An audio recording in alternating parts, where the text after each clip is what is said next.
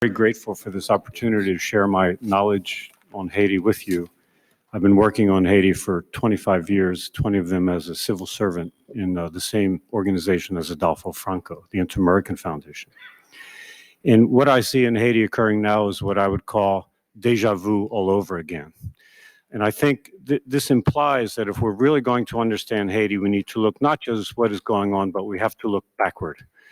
Last week, Secretary Powell said that he was disappointed with Mr. Aristide, and I think we all have been. There's much to be disappointed about.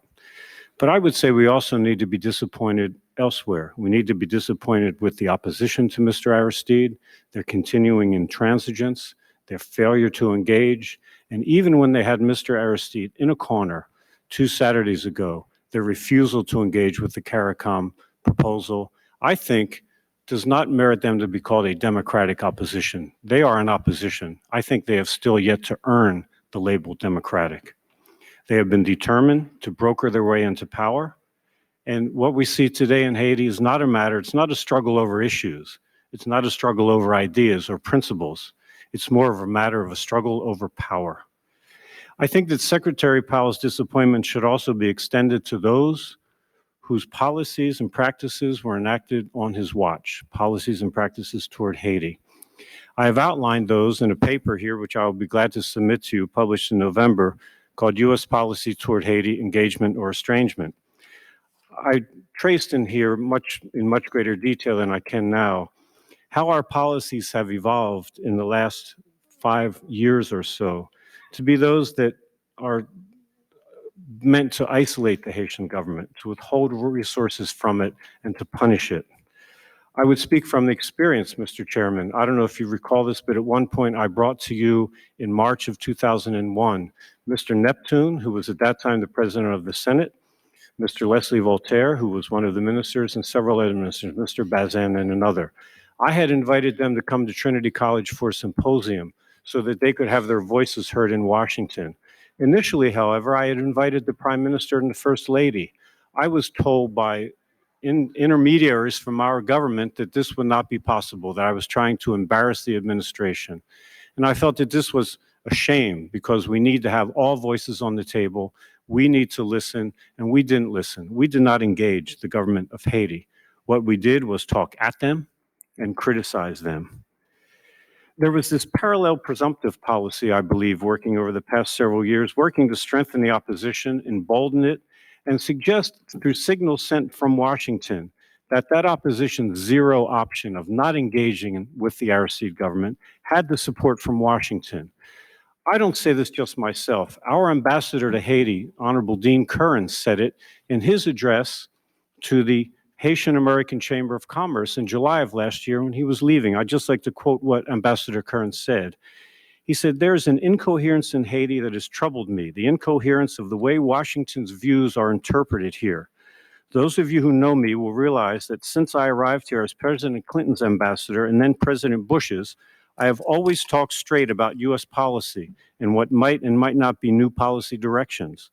But there were many in Washington and Haiti who preferred not to listen to me, the president's representative, but to their own friends in Washington, the sirens of extremism or revanchism on one hand or apologists on the other. They don't hold official positions. I call them the chimere of Washington." Now, we had our ambassador saying that, complaining and being concerned that there were signals coming from Washington that prohibited and emboldened the opposition and prohibited them from being part of a political solution. I think we need to look deeply into that because we have had a policy, in my view, that seemingly has been driven by a deeply rooted and strongly held aversion to one man, Jean-Bertrand Aristide, and it seemed determined to put Haiti at risk, either to emasculate Mr. Aristide politically or to force him from office. Now, as I said, Mr. Aristide has many, many faults. I'm not trying to defend him, but I think our policies push Mr. Aristide and his government more and more into a corner with predictable results. With fewer and fewer resources, the government was left managing scarcity. And in the Haitian political reality, managing scarcity means managing power. And managing power means managing the street gangs. This is a long-held practice in Haiti. It's nothing Mr. Aristide invented, and I would say that we're seeing the same practice being enacted today. I would characterize what happened over the past 3 years as a gradual strangulation of the Haitian government, with, ironically, Mr. Aristide providing the rope. But we, as I said, we did not really engage him. We did not try to reinforce anything that he had done positive. And something that in the last panel, there was a lot of discussion about Mr. Aristide's involvement in drug trafficking.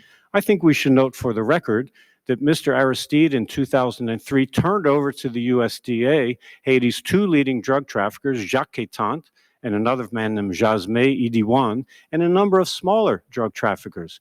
Would he have done that if he was as complicit in drug trafficking as came out and was accused in the first panel? I don't think so. But in any case, the departure of Mr. Aristide has been achieved, and the phrase that comes to my mind is that of Pyrrhic victory. Those who wanted his departure, both in Haiti and beyond it, have seen the Haiti descend into lawlessness with gunmen and revenge, the settling of scores, the kind of déchoucage that has government officials running to the airport now under U.S. protection, fleeing the country, and the destruction of Haiti's infrastructure, the virtual balkanization of the country by gangs. And I think we need to look at the issue of narco-trafficking, which, again, Haiti is essentially right now a narco-trafficking-free state. There is no order out there in the countryside because of what has been going on. What can we do? I think we need to forge a bipartisan approach toward Haiti. And I think what will help us forge that approach is to first examine the issue of those Washington chimeras who are sending mixed messages to Haiti. And I noticed in the Washington Post the other day that the Washington Post was suggesting in its editorial that one organization that needs to be examined very carefully in this equation is the International Republican Institute and its role with working with the Haitian opposition. I would suggest that you all need to look at that very carefully. I would also suggest that— Could you sum it up if you've got a chance? Okay, final point. We need to support in Haiti a policy of political inclusion. All political actors in Haiti have been working toward exclusion. It's the struggle for power. We need to try to help to get all the Haitian political actors under the tent so that all can have responsibility in the process. This will not happen by having the Lavalas people chased out of the country now by armed thugs, and it will not happen by having an electoral process in Haiti where it is always winner take all. We need to look for a solution in Haiti that can be a proportional representation so that a small political party with 10% of the votes gets 10% of the seats and 10% of the responsibility to engage in the process. I understand. I'll stop there, sir. I think, Congressman, if